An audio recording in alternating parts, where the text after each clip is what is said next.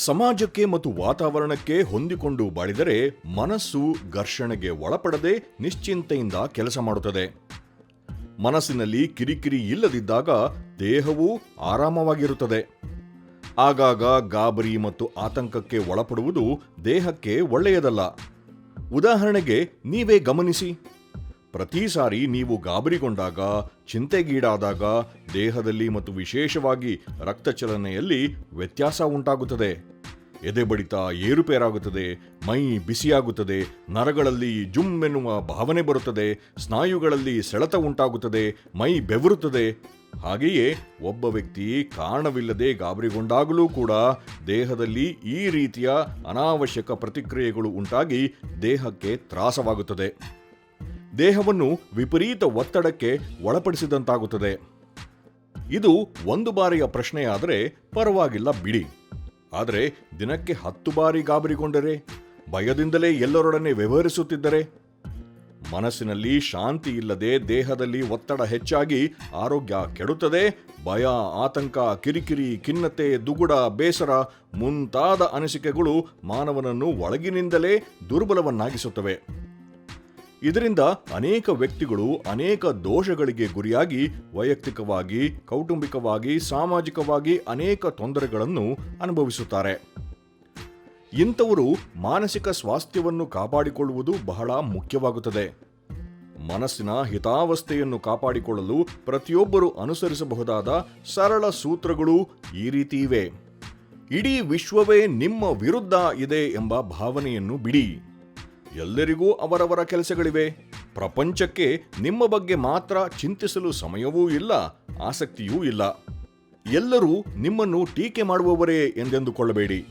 ಎಲ್ಲರೂ ಟೀಕಾಕಾರರಲ್ಲ ಮತ್ತು ಎಲ್ಲರ ಟೀಕೆಗೂ ಕಿವಿಗೊಡುವ ಅವಶ್ಯಕತೆಯೂ ಇಲ್ಲ.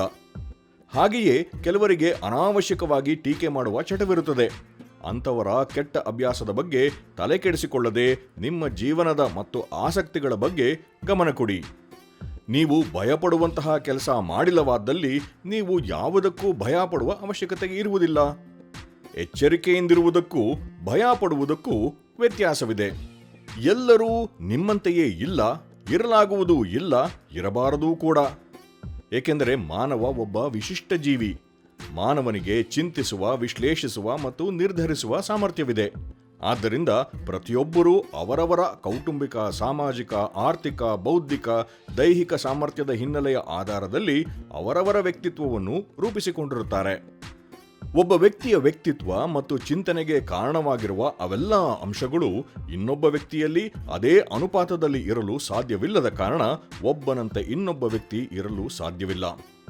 ಮತ್ತು ಒಬ್ಬನ ಚಿಂತನೆಯಂತೆ ಇನ್ನೊಬ್ಬನ ಚಿಂತನೆ ಇರುವುದೂ ಸಾಧ್ಯವಿಲ್ಲ.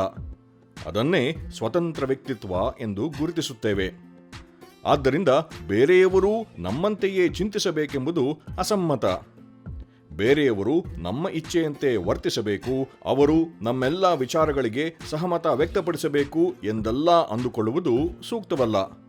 ತಂದೆಯಂತೆ ಮಗನಿರಬೇಕಾಗಿಲ್ಲ ಅಥವಾ ತಾಯಿಯಂತೆ ಮಗಳಿರಬೇಕಾಗಿಲ್ಲ ಎಂದ ಮೇಲೆ ನಮಗೆ ಸಂಬಂಧವಿಲ್ಲದಂತಹ ವ್ಯಕ್ತಿಗಳು ನಮ್ಮ ರೀತಿಯಲ್ಲೇ ಚಿಂತಿಸಬೇಕು, ನಡೆಯಬೇಕೆಂಬುದು ಬಾಲಿಶ ನಿರೀಕ್ಷೆ.